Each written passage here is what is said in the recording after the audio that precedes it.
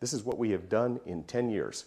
On November the 20th of 1998, we launched this guy, and it's the bridge between what was the Mir 2 program and what was the Freedom program and is now International Space Station Alpha. 2 weeks later, we launched the US Space Shuttle with the Canadian arm grabbing the American-financed, Russian-built spacecraft aligned with a system compatible with the European alignment system. We had 4 space agencies involved in designing that one mission. It was called the most complicated thing the shuttle had ever done and the simplest of all the things it would do in building the station. That was a true characterization. We flew a couple of missions to load this with cargo, and then the Russians launched the 9th generation of space station they'd ever built. It followed the Mir, which followed 7 Salyuts. Same basic design, but iterated like a production automobile every year, got to be better and better and better. It's been basically trouble-free as a spacecraft for nearly 10 years. Once we were able to load that with propellant and get it where we wanted it to be, we added on our gyroscopes. We could stop firing the thrusters to keep it under attitude control. Those gyroscopes needed power. One of these solar arrays, that one solar array is more power than any spacecraft had ever had in history. It's the first of the 8 that were coming. So we put up 2 of them. That let us put on Destiny, the most capable science lab ever put in the heavens. We loaded that with cargoes on the next flight and then put up the Canadian arm to let us build further. We added on the airlock, the first airlock in history, that allows you to claim all the air back on the station. There was going to be over 3 tons of air that we would have had to fly just to carry out the spacewalks if we hadn't put a compressor in there. That's a Russian compressor in an American airlock.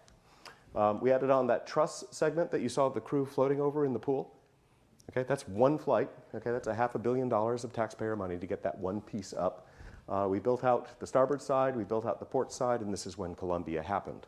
We spent 3 years optimizing that little version of the station that had at least one of every system that we'd ever fly. And then we started building again. And that was an exciting picture to me because I had been carrying this photograph, or this illustration, for about a decade, saying this is going to be a really complicated thing to do when the center of gravity is out here, and we've got these solar arrays that are interfering with each other, and we thought we had a solar power there, and all the models had to be changed when the Russians took it away. And we had to keep remodeling and remodeling and remodeling this asymmetric spacecraft. Then all of a sudden, there it was. And then there it was. And then the Earth started noticing. This is a ground-based photograph. If you go on spaceweather.com, you'll see more and more amateurs taking pictures of our spacecraft with their home 4-inch telescopes. It's that big. This is where we were last year. This is where we left it last fall. And we are now symmetric, and we actually look like the space station we've been dreaming about all these times. Pretty miraculous to go on in 10 years. During that time, since 8 years ago, this last November, every child born has spent every second of their life with humans living out in the cosmos.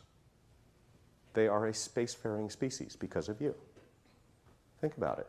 Gene Roddenberry said 42 years ago this year that in 400 years, if you look at the star dates, 2400 something or other, 400 years, you're going to have names like Chekhov, Sulu, Uhura, Kirk, and Scott. And somehow the planet would have figured out a way to work together on an aircraft carrier-sized spacecraft on a 5-year mission. We have names like Kriklyov, Wakata, Lopez Alegria, Payet, Lonchikov, Magnus. They've been living and working aboard an aircraft carrier-sized spacecraft for 8 years, and you beat the vision of Star Trek by 360 years. You are 90% ahead of schedule. Okay? So, and you got the cell phones to prove it, right? I mean, think about what you do. If you feel tired and befuddled a little by what you're doing, realize how fast you have accomplished what society has dreamed about for 5,000 years. So that's the vision of where we're going. That's the vision of what we've been trying to achieve. We have been adventurers for centuries. Remember that Columbus, discovered the New World. On his second trip, he lost the Santa Maria and 40% of his crew. Okay? These people took weeks and weeks and weeks to get where they're going. These people take 8.5 minutes. And this generation is used to moving this fast and is going to be moving faster. So we are looking for our origins. We are looking for our connection with the sun, the moon, the stars, and the planets. And it is absolutely nothing different than we've done for 5,000 years. You are the generation that gets to go. Thank you very much for coming. And tell all your friends we'll do this in a couple of months. Thank you.